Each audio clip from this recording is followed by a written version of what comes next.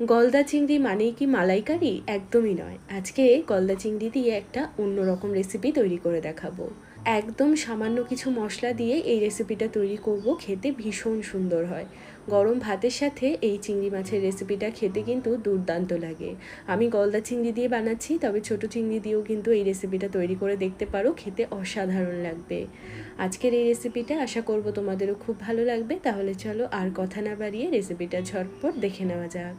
নমস্কার, আমি সুস্মিতা। আমার রান্নাঘরে সবাইকে স্বাগত জানিয়ে শুরু করছি আজকের রেসিপি। গলদা চিংড়ির এই রেসিপিটা তৈরি করার জন্য এখানে আমি নিয়ে নিয়েছি চিংড়ি মাছ। চিংড়ি মাছগুলো কেটে পরিষ্কার করে ধুয়ে রাখা আছে। এখন মাছের মধ্যে আমি দিয়ে দিচ্ছি 1 চামচ মতো লবণ, দিয়ে দেব 1 চামচ মতো হলুদ গুঁড়ো। এবার এই লবণ আর হলুদ গুঁড়ো দিয়ে মাছটাকে ভালো করে মাখিয়ে নিতে হবে।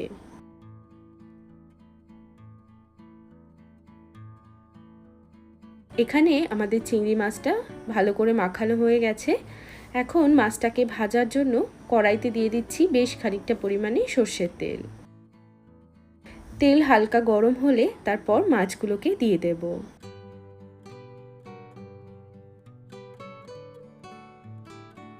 চিংড়ি মাছ খুব বেশি সময় লাগে না ভাজতে, আবার বেশি ভাজলে কিন্তু চিংড়ি মাছ শক্ত হয়ে যায়। তো হালকা করেই মাছগুলোকে ভেজে নিতে হবে। 4-5 মিনিট মতো সময় নিয়ে মাছগুলোকে ভেজে নিয়েছি, আর দেখো খুব সুন্দর কালার চলে এসেছে। এখন আমি মাছগুলোকে তুলে নিচ্ছি। এবার এই তেলের মধ্যেই আমি বাকি রান্নাটা করব। তো তেলের মধ্যে দিয়ে দিলাম একটা তেজপাতা ফোড়ন, আর তার সাথে দিয়ে দিলাম একটা দারচিনির টুকরো। এবার এর মধ্যে দিয়ে দেব একটা কুচনো পেঁয়াজ। পেঁয়াজটাকে একটু ভালো করে ভেজে নিতে হবে। যতক্ষণ পেঁয়াজটা ভাজা হচ্ছে, এদিকে আমি একটা ঝটপট মশলা বানিয়ে নেব। এর জন্য একটা বাটিতে আমি নিয়ে নিচ্ছি একটা বেশ বড় সাইজের পেঁয়াজ। তার সাথে দিয়ে দিচ্ছি 8-10 কোয়া মতো রসুন, আর দিয়ে দেব 1 ইঞ্চি মতো আদা, আর কাঁচা লঙ্কা দিয়ে দিলাম 2-3টে। তোমরা তোমাদের স্বাদ মতো কাঁচা লঙ্কাটা কম বেশি করে নেবে।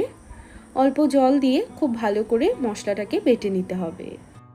তো এখানে আমাদের পেঁয়াজ আদা রসুন খুব ভালো করে বাটা হয়ে গেছে, আর এদিকে পেঁয়াজটাও কিন্তু ভালো করে ভাজা হয়ে গেছে। পেঁয়াজটা ভালো করে ভাজা হলেই এই মশলাটা দিয়ে দেব। এরপর মশলাটাকে খুব ভালো করে কষাতে হবে, যাতে মশলার কাঁচা গন্ধটা চলে যায় এবং মশলার থেকে তেলটাও ছেড়ে দেয়।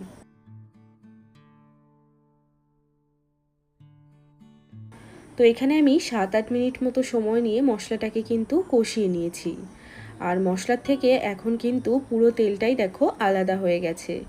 এবার এর মধ্যে আমি দিয়ে দিচ্ছি একটা টমেটো, আমি একটু মিক্সিতে পেস্ট করে নিয়েছি। তার সাথে দিয়ে দেব স্বাদ মতো লবণ, সামান্য একটু দিয়ে দিলাম হলুদের গুঁড়ো, 1 চা চামচ দিয়ে দেব কাশ্মীরি লঙ্কার গুঁড়ো, 1 চা চামচ জিরে গুঁড়ো, আর দিয়ে দেব 1 চা চামচ মতো চিনি। এবার খুব ভালো করে নেড়ে চেড়ে মশলাটাকে আরও কিছুক্ষণের জন্য কষিয়ে নিতে হবে। আরও 4 থেকে 5 মিনিট সময় নিয়ে মশলাটাকে খুব ভালো করে কষিয়ে নিয়েছি। এখন এর মধ্যে আমি দিয়ে দেব জল। এখানে আমি এরকম বড় বাটির হাফ বাটি মতো জল দিয়ে দিলাম। এই রান্নাটা কিন্তু খুব বেশি ঝোল হবে না, এটা একটু মাখো মাখো টাইপের হবে। তো জলটাও কিন্তু সেই বুঝেই দিতে হবে। ঝোলটা যখন ফুটে যাবে তখন এর মধ্যে ভেজে রাখা চিংড়ি মাছগুলো দিয়ে দেব। তার সাথে দিয়ে দিচ্ছি বেশ কয়েকটা চেরা কাঁচা লঙ্কা। এখন ঢাকনা লাগিয়ে 7-8 মিনিটের জন্য মিডিয়াম টু হাই ফ্লেমে চিংড়ি মাছটাকে রান্না করব। 7-8 মিনিট হয়ে গেছে, আমি ঢাকাটা সরিয়ে নিচ্ছি। চিংড়ি মাছ রান্না হতে খুব একটা বেশি সময় লাগে না। খুব বেশিক্ষণ ধরে চিংড়ি মাছ সেদ্ধ করলে আবার চিংড়ি মাছটা কিন্তু একটু রাবারি টাইপের হয়ে যায়। তো চিংড়ি মাছ কিন্তু খুব বেশি সময় ধরে রান্না করবার প্রয়োজন পড়ে না। তবে এইখানে যতটা গ্রেভি রয়েছে, এই গ্রেভিটাকে একটুখানি শুকিয়ে নেব। আর 2 থেকে 3 মিনিটের জন্য হাই ফ্লেমে একটু শুকিয়ে নিলেই কিন্তু চিংড়ি মাছের এই রেসিপিটা একদম রেডি। তোমরা চাইলে নামানোর আগে অবশ্যই ঘি গরম মশলা দিতে পারো, তবে না দিলেও চলবে। গরম ভাতের সাথে চিংড়ি মাছের এই রেসিপিটা দুর্দান্ত খেতে লাগে।